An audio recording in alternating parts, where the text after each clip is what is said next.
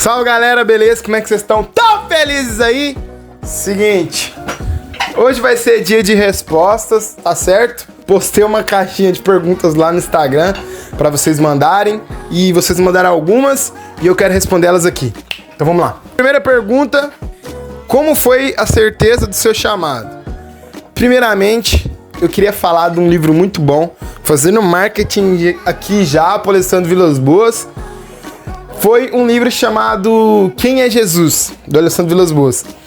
E no começo da minha conversão assim eu já recebi algumas coisas sobre ser evangelista e tudo mais. E eu pensava que isso era meu chamado, mas foi muito legal quando eu li esse livro do Alessandro, que eu entendi que o verdadeiro chamado nosso é para nós conhecermos quem Jesus é.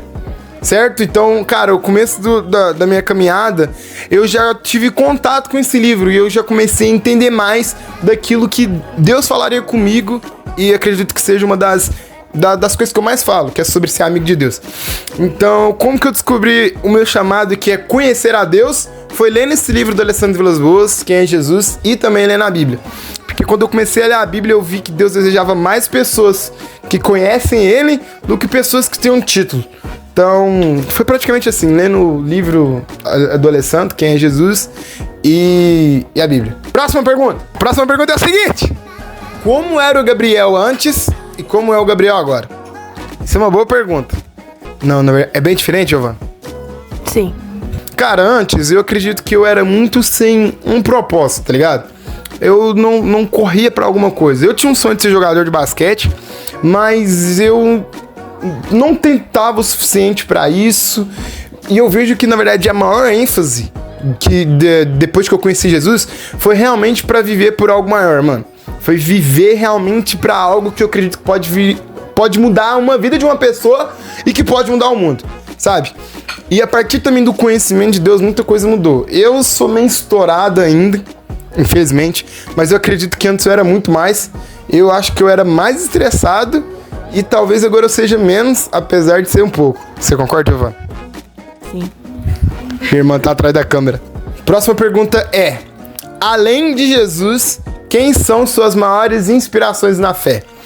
Cara, primeiro é Jesus, não tem como. Segundo é um cara que eu gosto muito das escrituras, que é Davi. Eu amo Davi demais. Eu gosto muito de Davi. Porque a história de Davi me mostra aquilo que eu falei na primeira pergunta, sobre o nosso chamado, que é conhecer a Deus. Davi, ele falou o meu versículo preferido, que é Salmos 27:4. Que é: uma coisa pedi ao Senhor e a buscarei. Enfim. E isso mostra como é o coração de alguém que realmente quer conhecer mais de Deus. Então, quando eu comecei a ler sobre Davi, e Davi era um cara maluco, ele dançou lá no meio do povo quando tava levando a arca. A mulher dele lá já não gostou porque ele era doidão. Então Davi é uma grande inspiração pra mim. O apóstolo Paulo, eu tava lendo as cartas deles esses dias e eu vi, cara, um coração diferente de Paulo que eu não tinha visto antes lendo a Bíblia. De alguém que realmente deu a vida pelo evangelho, pregando pras pessoas, né? E ele falou uma frase que ficou na minha cabeça, que tá em 1 Coríntios 9, que falou: fiz-me de todos para com todos, para que de alguma forma eu salvasse alguns. Cara, isso é um coração de alguém que realmente ansiava ver os perdidos sendo encontrados pelo evangelho de Jesus. Próxima pergunta: conta aí o milagre mais louco que você já presenciou. Cristo vive. Cara, alguns, mas eu não sei qual foi o mais louco, cara. Mano, lá na Ilha de Marajó eu vi pé crescer. Esses dias também na igreja eu orei por um cara. O pé dele cresceu também. As mãos cresceu. Esses dias a gente foi pregar pra uns caras. Cresceu também. Mas eu acho que o dia, mano, onde foi mais legal, e foi quando eu e um amigo meu, a gente foi pregar num shopping. E a gente tava lá pregando e uma moça abordou nós e depois ela falou que a gente conversava muito bem. E a gente falou: mano, bora fazer um podcast. E a gente fez um podcast e tudo mais. Aí depois chegou umas garotas que era sobrinha dela. Aí no meio disso, cara, a gente começou a trocar ideia com elas, pá, beleza. E a gente viu que elas eram meio céticas. Então, no meio da conversa, ela falou que tinha uma dor no joelho. Quando ela falou que tinha uma dor no joelho, eu e meu amigo olhou assim e lealmente um pro outro falando: mano, a gente vai orar por cura, Deus vai curar e Cristo vive. Mano, no final da conversa, vai, pá. Eu falei assim: mano, posso orar pelo seu joelho? Acredito que Jesus pode te curar. Aí ela falou assim, ó, nunca vi ninguém orando por um joelho. Eu falei, mano, eu vou orar e Jesus vai te curar. Ela não podia dobrar o joelho, ela não podia fazer algumas coisas com o joelho. Eu orei no nome de Jesus. Mano, aí ela desceu e levantou. E ela ficou assim, ó. Cara, eu não podia fazer isso. Aí meu amigo já começou a rachar o bico. Porque toda vez que a gente ora por cura e alguém é curado, ele começa a rir. Ele desperta e ri. E depois ela tinha uns 2 joelhos bichados. Nós orou, os 2 foi curado. Tá ligado? Então só um pouquinho do que a gente tem visto aí. Próxima pergunta. Essa pergunta é legal. Deus já tem colocado nações específicas em seu coração? Se sim, quais? Meu quarto tem a bandeira de alguns países. Primeiro é o Brasil, depois tem a Bósnia, a Argentina, e eu tenho, tempos atrás, Deus me mostrou essa bandeira também, que foi a bandeira de Israel.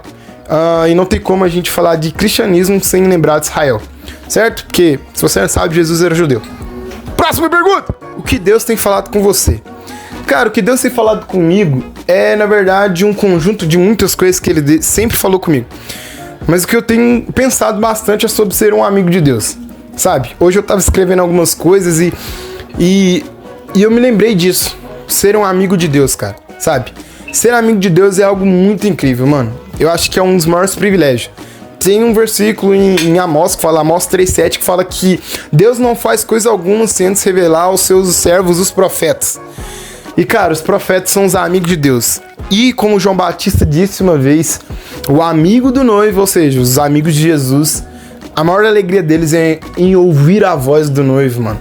Então, isso, em ser amigo de Deus, é o que mais me pega, sabe? Então, Deus tem falado comigo bastante sobre ser amigo, ouvir a voz, sabe? Estar atento pra ser obediente.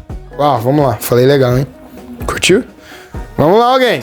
São essas coisas. Então, sobre ser amigo de Deus, conhecer o coração dele, sabe? Porque, mano, ser amigo de alguém é você conhecer mais profundas afeições dessa pessoa, conhecer os segredos. Então, ser amigo de Deus. Próxima pergunta! A última. Vamos lá. Como pregar sobre pecado para as crianças? Cara, pregar para criança tem sido algo que eu tô aprendendo, eu não sei direito ainda. Mas eu acredito que você tem que ser bastante interativo com elas. Eu acredito que pregar sobre pecado, você tem que colocar aquilo que talvez a gente entende. Porque, cara, vamos lá. O que é pecado? Cameraman, o que é pecado? Vamos colocar assim, ó. Pecado é ir contra o caráter de Deus. Pecado é isso, mano. Ir contra o caráter de Deus. Então, por exemplo, Deus é um Deus de justiça. Então, mano, aquilo que é injustiça, mano, não agrada a Deus. Por exemplo, mano, não é justo a gente roubar alguém, tá ligado? Então, talvez roubar o brinquedo de uma criança, de um amiguinho da escola. Isso não é justo, mano.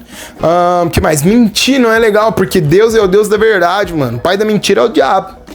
Então, é a gente colocar as pequenas atitudes dela, falando, ó, cara, isso aqui não agrada a Deus, tananã, e falar o efeito do pecado. Talvez a gente não vai conseguir ir tão profundo sobre o que é o pecado, porque acaba que elas não têm tanta essa bagagem.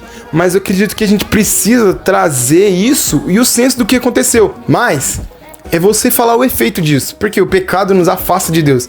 Então, acredito que a gente pregar sobre o pecado para as crianças é mostrar realmente o que é o pecado, mas de uma forma simples, de forma que elas entendam e até entendam também o peso dele, tá ligado? Do que é.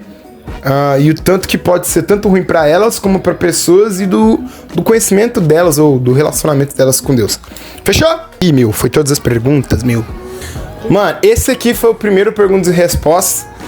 Todo mundo que mandou pergunta aí, valeu demais. Irei fazer mais. E Cristo vive, hein? Mano, sem maldade, se alguma dessas perguntas aqui e as minhas respostas falou alguma coisa com você, pô, deixa no comentário.